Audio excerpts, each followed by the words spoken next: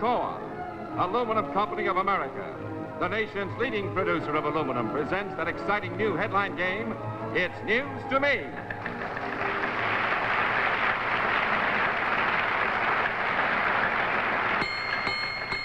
This man made news this week when he was given the works. Do you know the story? Do you know why this tricycle carried an extra passenger this week? The man who wore these medals this week also took the cake. Do you know how? Here to tangle with these questions and many more are Quentin Reynolds, famous author, commentator, and editor of United Nations World.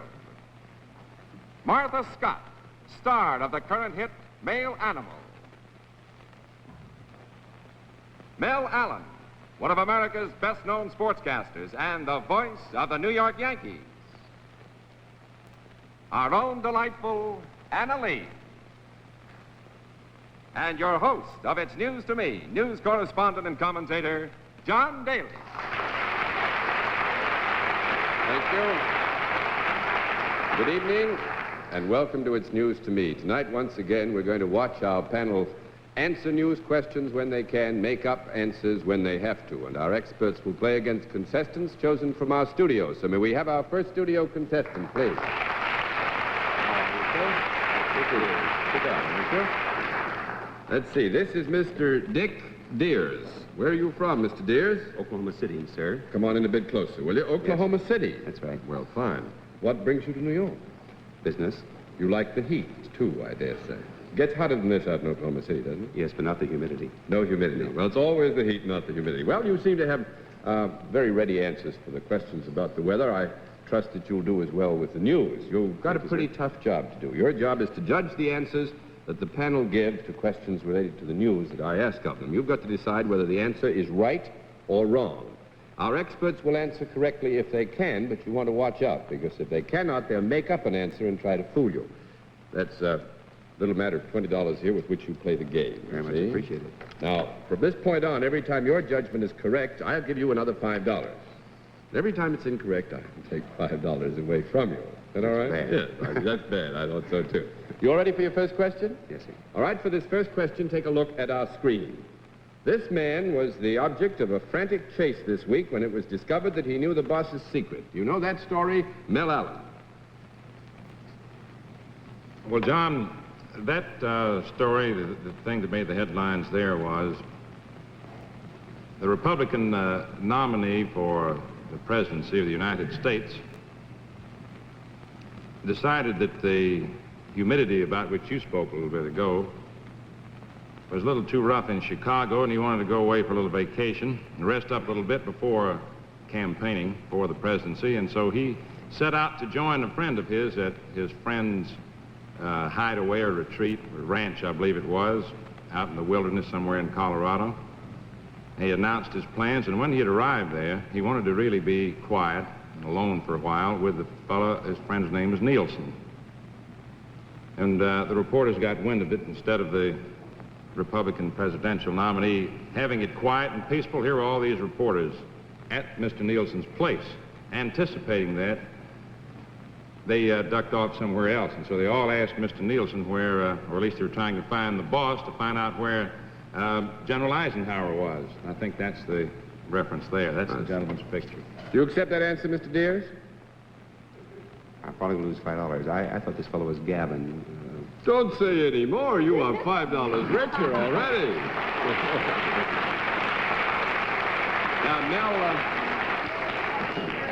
Now, Mel gets E for effort. That's right. That is Thomas J. Gavin of Kansas City, Missouri, who's going to cast President Truman's vote at the Democratic National Convention in Chicago this week. The newsmen, first of all, chased them all around Washington, trying to find out what the president had in mind after he'd had a session with the president of the White House. And now some of my colleagues in Chicago are trying to lay their hands on him, too, because you can't get the answers to anything at this Democratic convention. All right, let's see what we can do with the second question. And for this one, let's watch and listen to the official reprimand in this next little scene. All right. You were caught trying to escape. And it's up to me to give you punishment as an example to the others. No, it won't be a session on bread and water. That's too easy. No, it won't be solitary confinement. It'll be worse than that. You will lose your most cherished privilege. No, don't plead with me. Don't beg me. For 1 solid month, no raw fish. And from these cruel and punishing words, can you tell us the story, Martha Scott? Oh, that's a wonderful story. That's about 6 polar bears who wanted to dig their way to freedom. They dug, one of the polar bears dug a tunnel was starting a long, long tunnel to get to the sidewalk, and his 5 friends stood on lookout. You accept this answer, Mr. Dears? Easy. You do? Yes. Mm-hmm. You're a rough man. That makes you $5.50.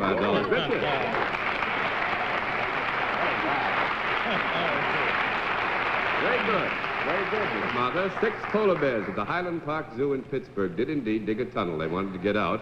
They were supposed to be happy residents of the zoo, but they weren't. They were digging a tunnel, and they'd completed 10 feet of the tunnel. Isn't that wonderful?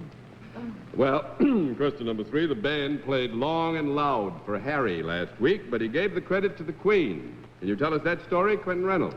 Yes, that was just before he went to the hospital. There was a detachment of the Scottish Highlanders at the White House where they serenaded him with their bagpipes and thanked him for all the good work he'd done toward furthering Anglo-American relations. And the president said very graciously that on her visit here last year, Queen Elizabeth did more for Anglo-American relations than the prime ministers and presidents and diplomats of the past 100 years had ever done. Do you accept that answer, Mr. Very Dears? good answer. That's it's a very good one. It's going to cost you $5. He's a tough man to fool. This Reynolds is a rough boy. You got to watch him. He's a real bad man. Anybody have any idea what that might be? The new Queen of the Seas, the SS United States, won the coveted Blue Ribbon, transatlantic speed trophy, when she established new speed records for both the east and westbound crossings. Commodore Harry Manning was in the command of this magnificent new American liner. He brought back the Blue Ribbon for the first time in 100 years, and we're mighty proud to have with us tonight Commodore Manning. He's going to tell us something about these great voyages. Will you come out, please?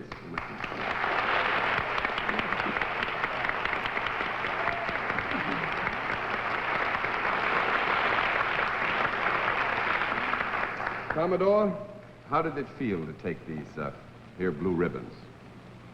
Well, I have a sort of a mingled emotion about it. One, of course, is great pride that I brought it back to our country. Secondly, I have a little feeling of regret that I had to take it away from our gallant friends, particularly the Queen Mary, the good ship of the Cunard Line. And I hope, of course, if there's ever another ribbon to be taken, it'll be by the Queen Mary. That's a very generous statement, sir. Now, suppose you tell, I know a lot of our people want to know, and I'm not too certain that I know myself, is there actually a blue ribbon that you get on these crossings? No, there is not. It's a mythical thing, but we try to drum up a ribbon on the ship. You take a blue petticoat or something like that and cut it up and put it on the mast. But what is the mark of the record breaking? Do you get a mark of any kind? Yes, there is a trophy, which now is in England. Whether we bring that back to this country, I don't know yet. That's being discussed. Well, I know that you took that great big liner, some 42 miles per hour, I believe, translating it from knots into land miles. Without getting a ticket. Without getting a ticket. No cops out where you were. Wish I'd had that kind of secret to use myself. Well, I began looking back. You did? What were you looking for? The Queen's coming up in your trail, perhaps. Well, I know you did make her go 42 miles an hour, and of course the Queen Mary's in dry dock now, and I just wondered, I know you can't give away any state secrets, but suppose the Queen Mary were to cut your time a bit, do you suppose that we could go snatch it back again? No, we'd try again. I'm sure we could. We would. It must give you a great sense of personal satisfaction to have such a fine honor, that is, to bring back to this country the blue ribbons for the Atlantic crossing. Yes, of course. But I just want to point out that I alone cannot do it. There's the engine room department, there's the deck department, the navigator, the chief engineer, the watch officers, and right down the line to the lowest mess boy. Everybody plays their little part to contribute toward the whole. And I don't want to be praised and complimented too much, my own personal part of the thing, but the others too must have credit for the achievement. That's a very generous statement again, sir. Congratulations for a fine captain and a fine ship. Good night, Tom. That probably is the best thing I've heard in a long time. You know, I like that business. If you get out there and go 42 miles an hour and don't have to worry at all about speed tickets. Well, let's get on to the next question. Can't do anything about it. And for the next question, I'd like all of you, if you will, to take a look at the flag that you see over there. This banner is the only one of its kind in the United States, and because it's on its news to me tonight, it will arrive late at the scene of combat. Can you tell us the story of this flag, Anna Lee? 5 rings. Well, Mr. Dears, that looks to me like the official flag of the Olympic Games, and they opened the 15th Olympiad yesterday at Helsinki, and I think this is the flag. Would you accept that answer, Mr. Dears? You do accept that answer. You're a tough man. That makes you $5 richer. Anna Lee is absolutely right. That is the official flag of the Olympic Games, which opened at Helsinki, Finland on July 19th. It's the only official Olympic flag in the United States. It was flown here to its news to me by Scandinavian Airlines System, and it's going to be flown right back to Finland after the program by the Scandinavian Airlines System. This year's Olympics Games, by the way, hold particular interest because it's the first time that the world's athletes are going to compete against those of the Soviet Union. Well, a look at our scoring tells us that you've won from the Aluminum Company of America $30. It's also been nice to have you as our guest. Good night, sir. Now we come back again to playing It's News to Me. We have a pretty good record so far tonight, panel. I just trust that you can keep going. You've only messed up one so far. Let's see what we can do, and let's have our next studio representative on It's News to Me. This is Virginia Mulrine, is it? Mulrine. Mulrine. Miss? Mrs. Mrs. Where are you from, Mrs. Mulrine? Milwaukee, Wisconsin. Oh, yes. You know how to play the game. You heard me explain the rules. I heard the rules. There are the $20. You all ready for your first question? I hope so. Well, a little while ago, the members of the panel had a chance to examine these medals. Now, you get a look at them, you see? They're nice? Mm-hmm. Well, the man who wears them was given an unusual present in Rochester, New York this week, and was serenaded with Old Soldiers Never Die. Do you know the story, Quentin Reynolds? Yes, I was at a dinner given to General MacArthur by Frank Gannett, the owner of the Gannett string of papers, one of which is in Rochester. He was given those medals, but a more touching present. He was given every recording ever made of his theme song, Old Soldiers Never Die. Do you accept that answer, Mrs. Right? Yes. You do? Awful sorry. I heard all over it when I had to do that. Now, actually, it was a very tough question. Anybody have any idea where these might come? Wasn't the last of the Civil War old gentleman who celebrated his 111th birthday, was it? Absolutely right, Anna. It was? Yes, it was. The medals belong to the nation's oldest soldier, Civil War veteran James A. Hart of Rochester, New York, and he celebrated his 111th birthday on July the 15th. Isn't that wonderful? He was expecting a birthday present of 1,000 cigars, and he's got only one fault to find with the world today, and he's got to cut down smoking. Got to only have 4 cigars a day at 111 years of age. Wow. All right, now for our newsman's question of the week, and this one is from Dwight Newton of the San Francisco Examiner. Take a look at our screen, if you will.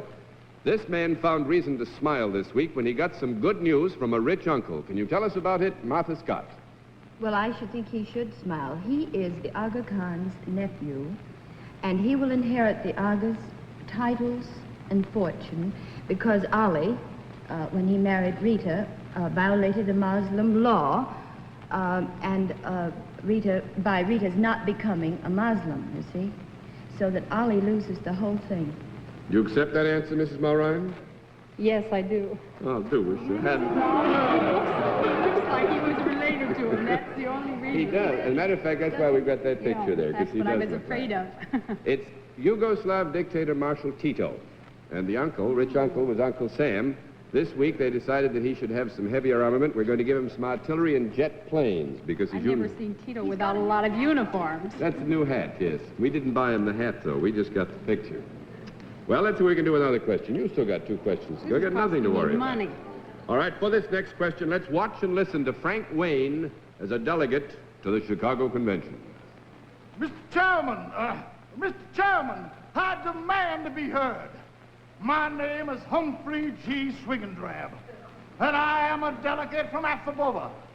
And I have this to say, sir, that the very air we breathe is tainted.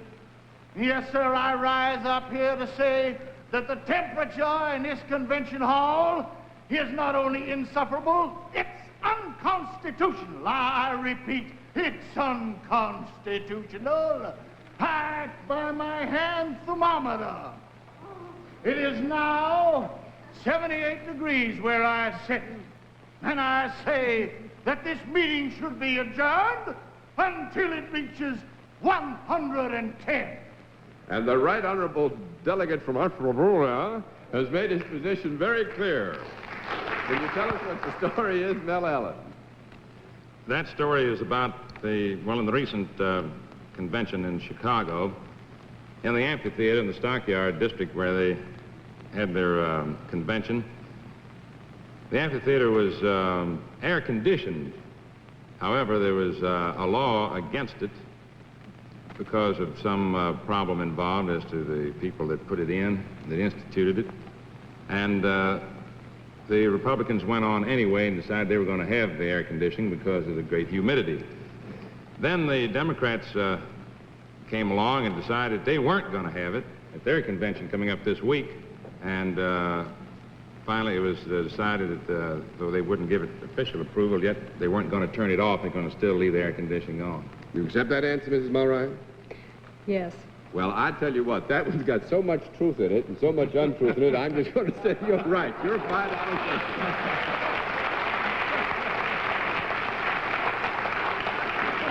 No Solomon me, that's a cinch. Actually, Mel's got a lot of it right. They did put air conditioning in for the Republican convention.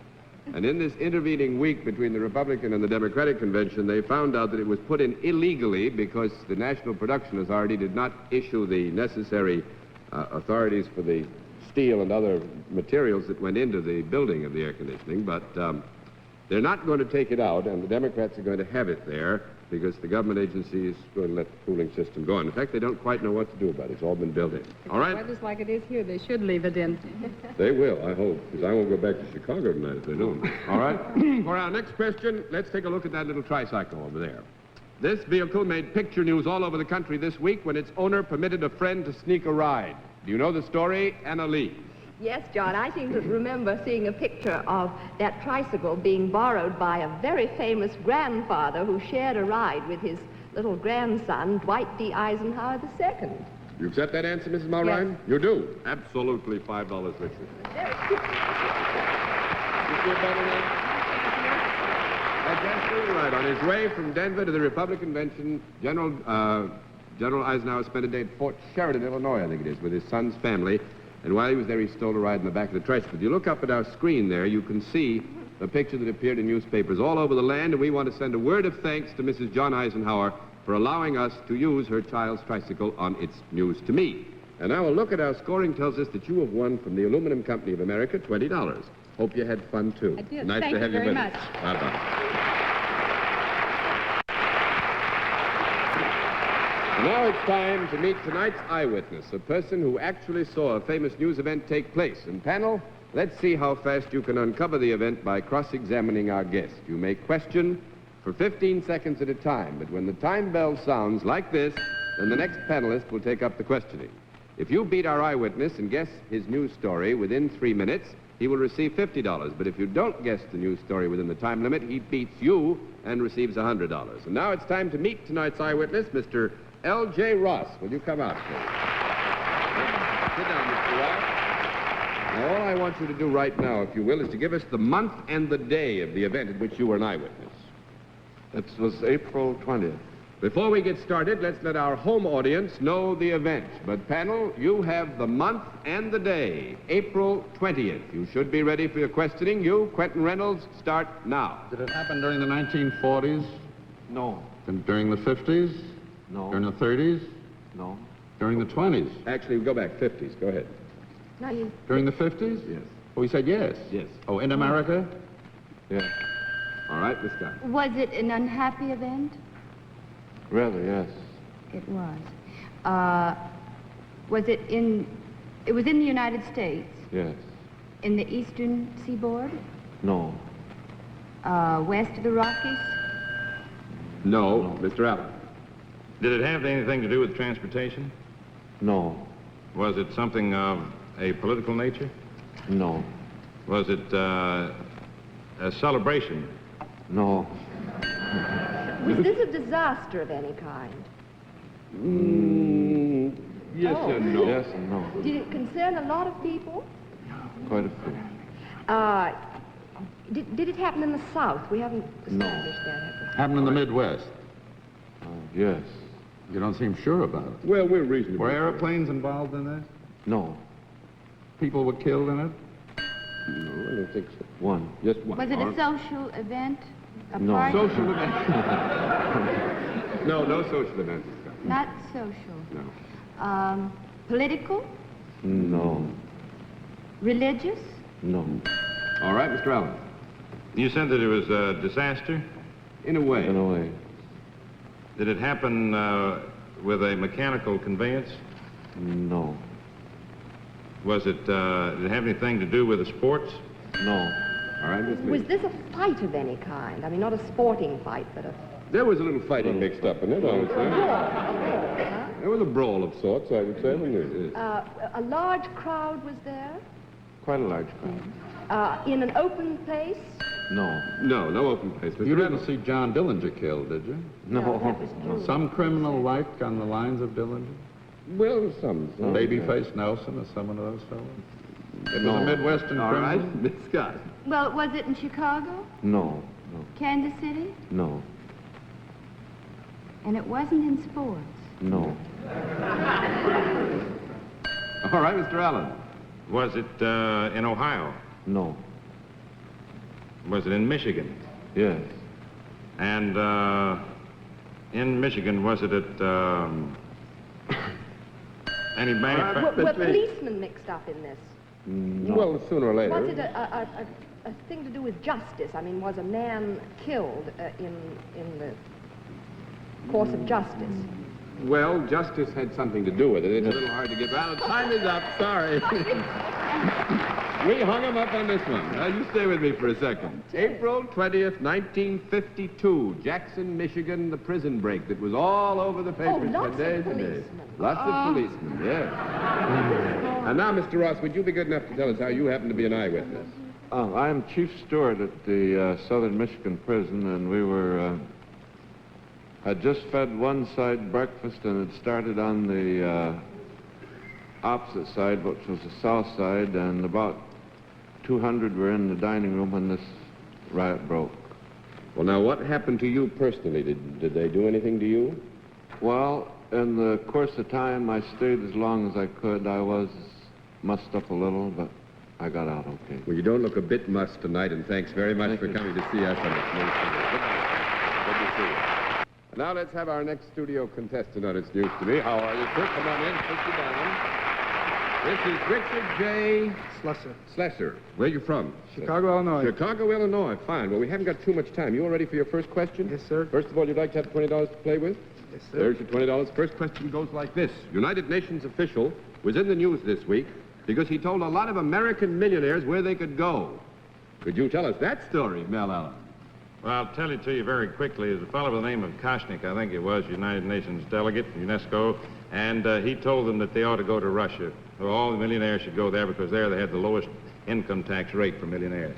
They had the lowest income tax rate for millionaires in Russia. Would you accept that answer, No, Mr. Slusser? I wouldn't accept it. You didn't want to accept that answer. That's too bad, because that's going to cost you $5. Oh, my. That hurts me. I'm awful sorry.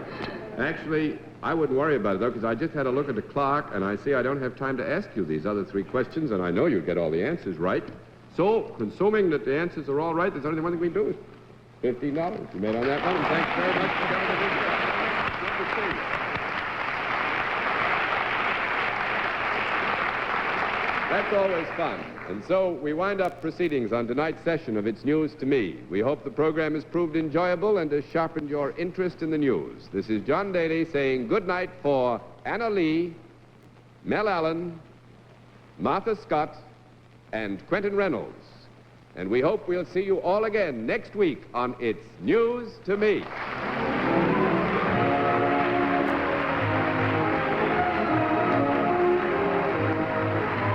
It's News to Me has been presented by Alcoa, Aluminum Company of America.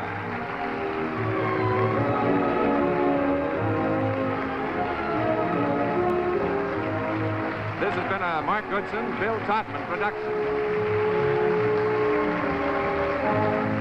Produced in association with the CBS Television Network. This is to remind you that Edward R. Murrow and See It Now will be back with Alcoa in the fall at the same time every Sunday evening. It's News to Me will be seen at a different time in the fall. Be sure to join us next week when Alcoa, Aluminum Company of America, will again present It's News to Me.